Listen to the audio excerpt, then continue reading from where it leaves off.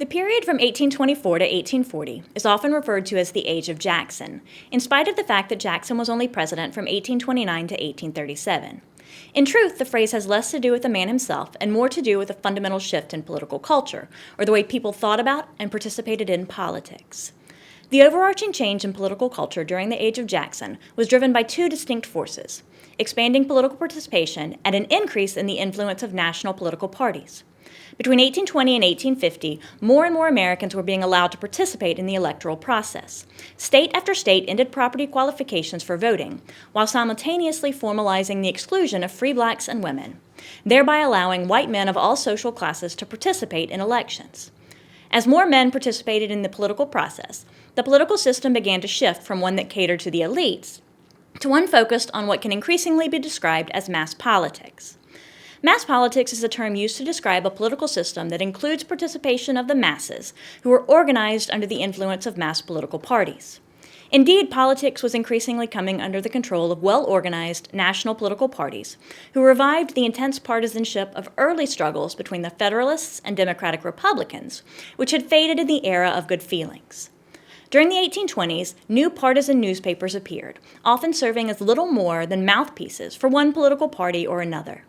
The newspapers were supplemented with pamphlets, broadsides, and songs aimed at gaining support from voters and creating a sense of political identity tied to party affiliation. In addition to political propaganda, the parties also devoted their efforts to creating large and incredibly effective grassroots organizations. Electoral committees were established in nearly every city and charged with organizing a partisan event like parades and picnics, distributing partisan newspapers and pamphlets, and canvassing door to door. In this way, national politics came to local doorsteps, and voter participation rates increased to around 80%. But these parties were centrally coordinated and controlled, and party discipline was paramount. Once the party caucus or convention had decided on a policy or candidate, everyone, from voters to politicians, was expected to support that decision. The power of these political parties shaped American political culture during the Age of Jackson. So let's explore how these changes shaped the elections of 1824 and 1828. The demise of the Federalist Party in the 18-teens had left the Democratic Republicans as the only true political party during the era of good feelings. But popular participation in politics began to undermine this de facto single-party system, leading to the growth of a much messier form of politics in the mid to late 1820s. Consider, for example, the election of 1824. The election saw four candidates for president: Andrew Jackson, John Quincy Adams, Henry Clay, and William Crawford, all from the Democratic-Republican Party.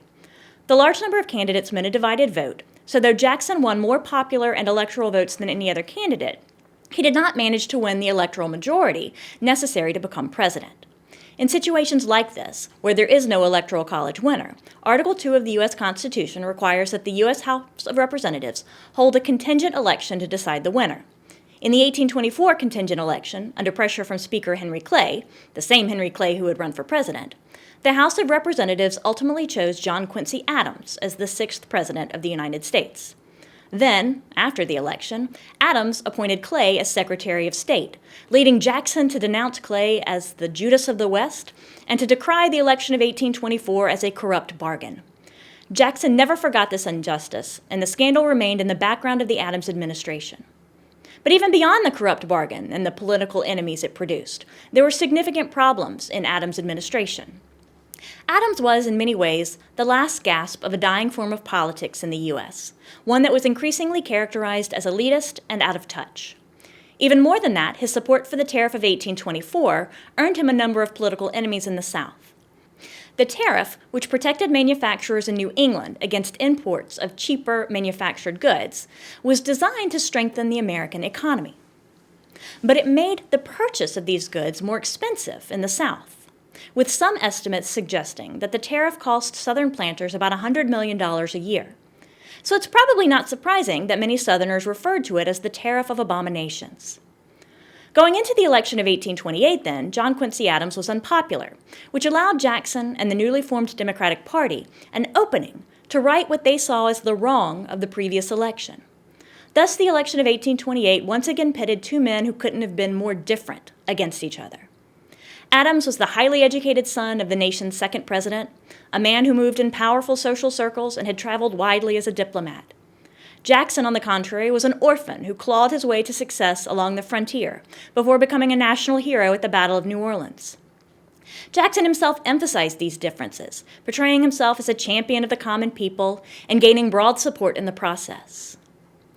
Beyond the emergence of populism as a political message that resounded with voters, the election of 1828 was also characterized by the intensely personal attacks employed by supporters of each candidate. To increase his chances at victory, Jackson aligned himself with New York political power broker Martin Van Buren. Jackson believed that this move would gain him support from northern cities to complement his natural base in the South and among rural voters. It was a sound move in terms of regional politics, but it had undeniable ramifications for the political culture because Van Buren was no stranger to political nastiness. During the election of 1828, John Quincy Adams was mocked as an elitist, as Van Buren's political machine turned Adams' refinement and intelligence against him, suggesting that he was out of touch with the concerns of everyday Americans.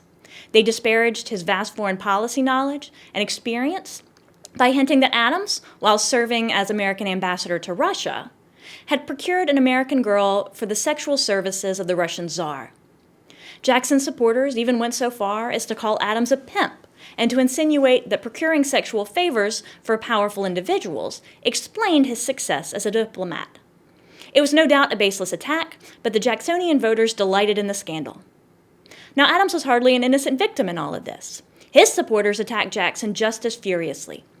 They emphasized Jackson's infamous temper. He had taken part in several duels, including a notorious one in 1806 that left his opponent dead, and accused him of losing his temper at inappropriate times to often disastrous consequences. For example, Philadelphia printer John Benz published the infamous Coffin Handbill, which showed an image of 6 black coffins meant to represent militiamen that Jackson had supposedly murdered by unfairly ordering their execution for desertion.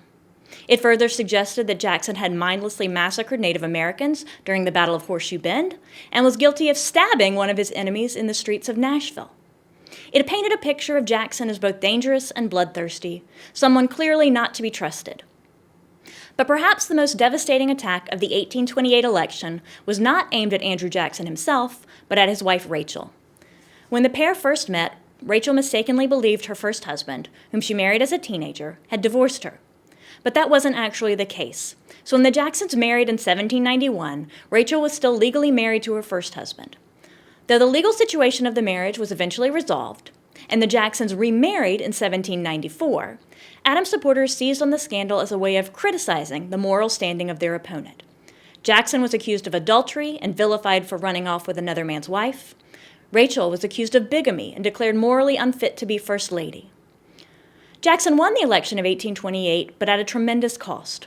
Rachel died of a heart attack before Inauguration Day, a fact that Jackson would always blame on his political enemies. When Jackson arrived in Washington for his inauguration, he refused to meet with the outgoing president, as was customary. Adams, in turn, refused to attend Jackson's inauguration. It was a bitter, bitter election, and the echoes of that bitterness would resonate for years, creating the sort of divisive and vitriolic political culture that would set the stage for the Civil War. Thank you for your time.